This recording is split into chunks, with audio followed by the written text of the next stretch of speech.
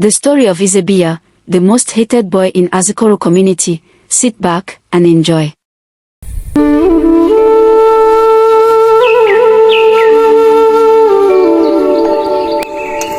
In the heart of Azikoro, life was a cycle of sun and soil. But for Izibeya, life was a cycle of hunger and hate. He was a shadow of a man.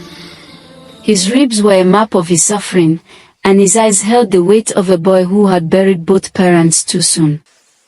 In Azikoro, poverty wasn't seen as a misfortune, it was seen as a curse. Whenever a basket of yams went missing, or a smoking rack was emptied, the villagers didn't look for tracks.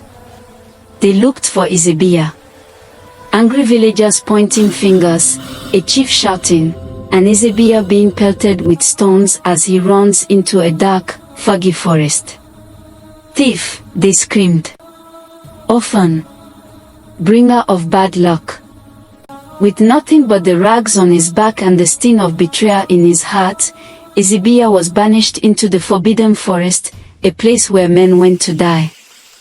Fast-paced, blurry shots of a swamp monster's claws, glowing yellow eyes in the dark, and weeping mothers in the village. 5 years passed. And for 5 years, Azikoro paid a heavy price for its cruelty. From the black waters of the swamp rose the Okoromiri, a beast of scales and rot.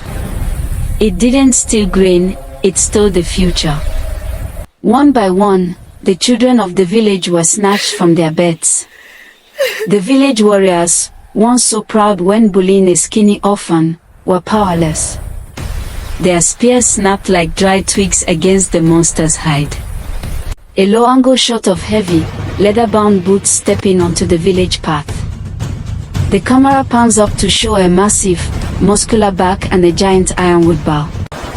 Then, on a night thick with the smell of rain, a stranger emerged from the tree. The villagers gasped.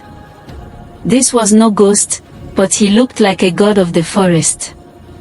He was massive, his skin like burnished bronze, his muscles thick as tree trunks. He wore the furs of predators he had hunted and carried a bronze sword that had tasted blood.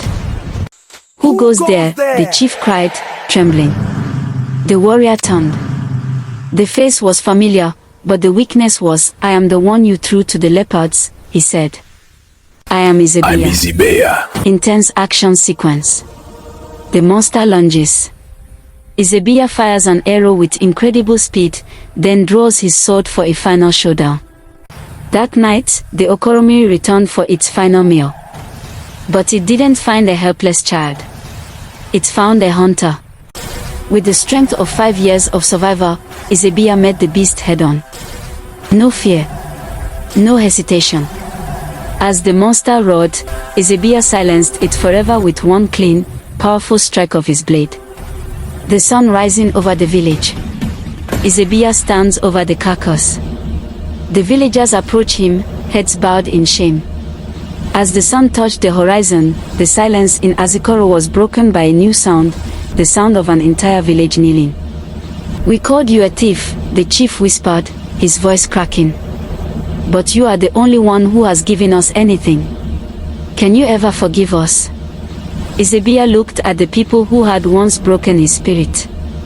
He didn't ask for their yams. He didn't ask for their gold. He simply cleaned his blade and stood tall, no longer a victim, but the legend that saved Azikoro.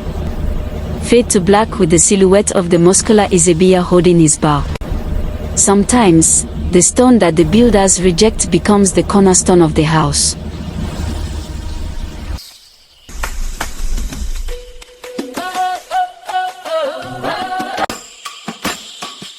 Don't forget to like and subscribe for more legendary tales.